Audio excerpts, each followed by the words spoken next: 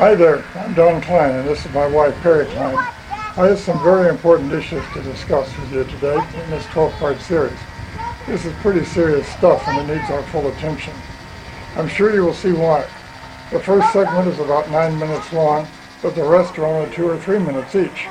Unfortunately, I found my voice doesn't hold up if I talk very long, so I've asked Perry if she would be willing to fill in for me. She has very graciously agreed, so I will turn it over to her. Thank you for joining us. Don was asked recently, how do you feel about the regulatory power of government?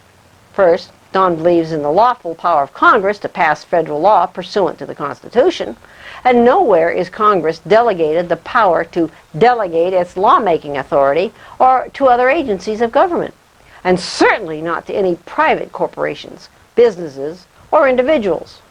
Most often, however, the question is in regard to government agencies posting regulations in the Code of Federal Regulations, CFR. People are required to obey as though they were laws promulgated by Congress.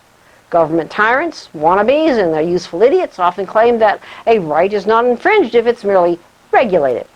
One example are regulations pertaining to public assemblies for the purpose of petitioning government for redress of grievances.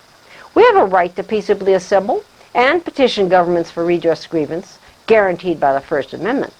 The point is this: of course we have the right to peaceably assemble and petition government for redress of grievances, but we do not have the right to interfere with the right to travel of others, or impose costs on others for law enforcement, or cleanup services they didn't ask for. We have a right to peaceably assemble, but we have an obligation to minimize the infringement of the exercise of our rights caused to the rights of others.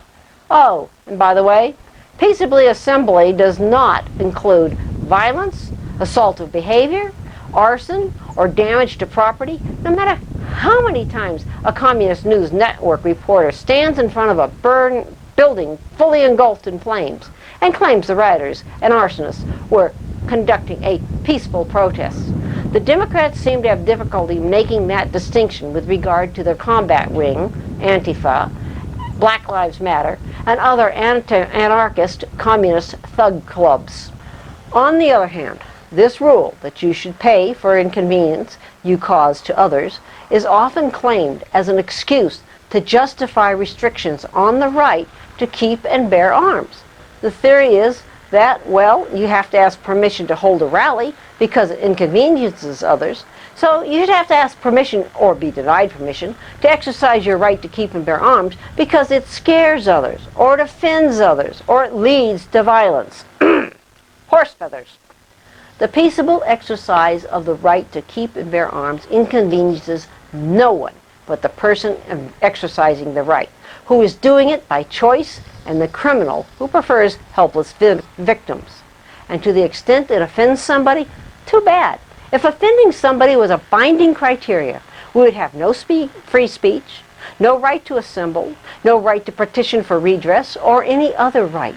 We have a right to be offended by anything we choose to be offended by, but our choice does not impose any obligation to specific performance on others. In other words, suck it up, Buttercup. Do I need to point out that the communist insurgency and its useful idiots are doing their level best to end free speech? Basic maxim of communist takeover: he who controls the speech of the masses controls the masses. Peaceably exercising the right to keep and bear arms harms no one and threatens no one, and anyone who chooses to be offended should be willing to accept being offended in exchange for the liberty from oppression and the freedom from criminal assault. Thanks for watching.